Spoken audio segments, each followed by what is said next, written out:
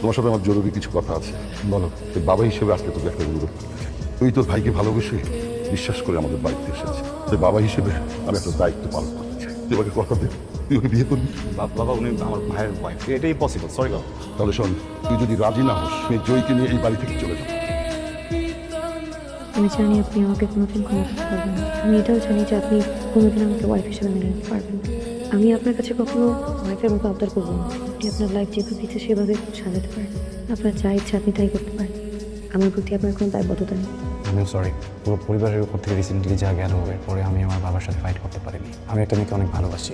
আমার জীবনে একটা মানুষ থাকার পরেও আমি অন্য আরেকটা মানুষকে বিয়ে করেছি। আমার যে এখন কী করা উচিত এটাই বুঝতে পারছি না।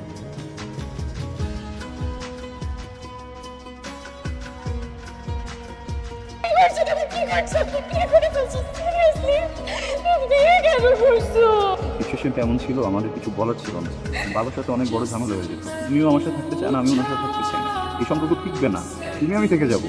এটার কি কোনো নিশ্চয়তা আছে? আমি সুযোগ পেলে ডিভোর্স দিব। আমার যদি ওয়েট করতে হয় তোমার জন্য, আমি আমার এন্টার লাইফ ওয়েট করবো। যেদিন সেই সুযোগ আমি ওই দিন তোমাকে বিয়ে করবো। তুমি যদি আমার জন্য ওয়েট না করতে চাও তাহলে যাও, সমস্যা নেই।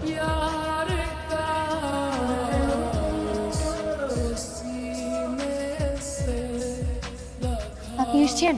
বাবা মা আপনার জন্য অপেক্ষা করতে করতে ঘুমিয়ে পড়েছে। আমি আপনার জন্য ডিনার রেডি করে রেখেছি, আর আমিও খাইনি। আজকে আমার সাথে দেখা করতে গেছে। জি ওকে আজকে সব কিছু বলে এসেছি।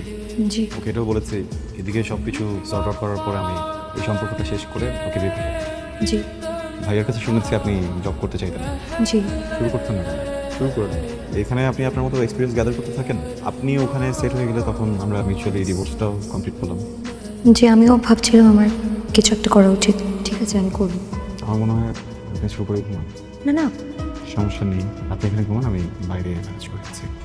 আপনি এভাবে বাইরে গিয়ে ঘুমালে বিষয়টা ভালো দেখায় না। আবার শুধু শুধু সেন ক্রিয়েট করবে। তাই আপনি এখানেই ঘুমিয়ে যান। আপনার থেকে আমি একটু ভালো চিনি, আমাকে ডিল করতে দেন। Good night. আসসালামু আলাইকুম বাবা। রুমের এসি কাজ করছে না। ড্রয়িং রুমে গিয়ে এসিটা ছেড়ে সোফায় ঘুমিয়ে পড়বি। আমি যখন সকালবেলা এসে জিজ্ঞেস করবো এখানে শুয়েছিস কেন, কি বলবি? ঘুম এসে গিয়েছিল, শুয়ে পড়েছি। সরি, বুঝলাম না বাবা। বাবাকে ডিল করে আসলাম। জি, তাহলে চুপচাপ ঘুমিয়ে পড়ুন। Thank you. আমার মনে হয় আজকে রাতে আমাদের দুজনকে নিচে ঘুমাতে হবে। ইচ্ছা মতো যে ভেঙেছে এটা আমি কালকে কোনো এক ফাঁকে ফিক্স করে ফেলবো। বাবা মাকে বলার দরকার নেই, ওনারা ভুল বুঝবেন। আম রিয়েলি সরি, আসলে আমার আজকে একটু ঘুম থেকে উঠে দেরি হয়ে গেছে তো, সেজন্য নাস্তাটা বানাতে একটু লেট হয়ে গেল। আমি একটু বেরোচ্ছি। আপনি প্লিজ না নাস্তাটা করে যান। আমি একটু রাশ আছে, এখন বেরোতে হবে। 2 মিনিট লাগবে বসে নাস্তা। কথাটা কেন বুঝতে পারছি না? আমার যদি ক্ষুধা থাকতো আমি নিজেকে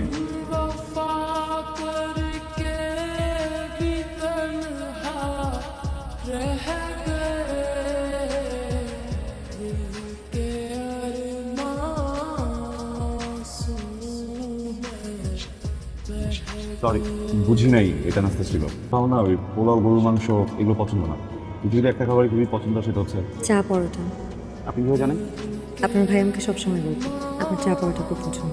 আপনি যখন দেশের বাইরে চলে যান আপনার ভাই আপনাকে খুব মিস করতো, আর মাঝে মাঝে আমাকে বলতো চা পরোটা বানিয়ে দেওয়ার কথা। জয়ী, আপনার জন্য সব কিছু অনেক কঠিন হয়ে যাচ্ছে, তাই না? কেন? আমাকে দেখলে ওর কথা মনে পড়ে? তুমি আর ওই মেয়েটা একই সাথে থাকো?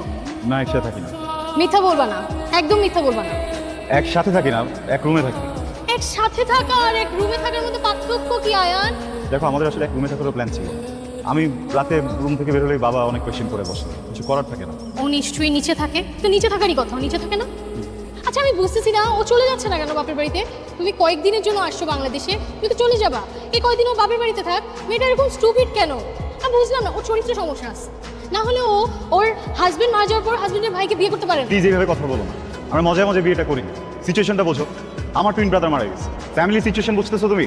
আমার বাবা তো খুব শখ করে বিয়েটা দেয়নি। আমি আমার বাবাকে না করতে পারি, উনি কিভাবে আমার বাবাকে না করতে? বলো, তুমি আমার ফ্যামিলি মেম্বারকে নিয়ে বাজে কথা বলতেছো। খুব গায়ে লেগে যাচ্ছে না? কয়েকদিনের মধ্যেই তোমার মনে জায়গা করে নিছে। তুমি আমার সিচুয়েশনটা বোঝো। একটা রিলেশনশিপে যতটুকু অনেস্টি দরকার আমি ঠিক ততটুকু অনেস্ট আছি। বাট আমি যেভাবে তোমার পিঠ পিছনে তোমার ট্রাস্ট রাখার চেষ্টা করতেছি, আমি যতটা এফোর্ট দিচ্ছি, তুমি সম্মানটা আমাকে দিচ্ছ না। ওটা তুমি আমার ফ্যামিলি মেম্বার থেকে ছোট করে কথা বলছো। আয়ান, তুমি আমার সিচুয়েশনটা বুঝতে পারতেছো? আমি ছোটবেলা থেকে কোন সিচুয়েশনে বড় হয়েছি? আমার বাবা আমার মাকে চিট করছে। এখন এখন সেম জিনিস আমার সাথে হচ্ছে। আমি দেখতেছি যে তুমিও আরেক সেম জিনিস ফেস করছো না তুমি, প্লিজ। তুমি আমাকে না, তোমার বাবাও তোমার মাকে না বলে একটা বিয়ে করে ফেলছিল। আমি হয়তো তোমাকে না বলে এটা করছি, বাট আমি নিজে এসে তোমাকে এটা বলছি। আমি তোমার কাছে মিথ্যা বলছি, আমি ছেলে ঢুকাতে পারতাম। কদিন পর আবার চলে যাবো বাইরে। আমি কয়েকদিন তোমার সবকিছু লুকিয়ে তোমার সাথে এইভাবে দেখা করে ঘুরে ফিরে চলে যেতে পারতাম না। আই এম সরি, দোষটা আমার। তুমি যদি এটার জন্য আমাকে কোনো পানিশমেন্ট দিতে চাও, আমার কিছু বলার নেই, আমাকে দাও। দোষটা আমার আমার আমার ভাই আর নাই। আমি কি বলবো? I am sorry. এটা কি আমার মেনে নেওয়া সহজ? বলো না প্লিজ, ভালো তো বাসি, তাই না? না হলে তো এত কিছু এই পর্যন্তই আসতো। ঠিক আছে, আমিও সরি।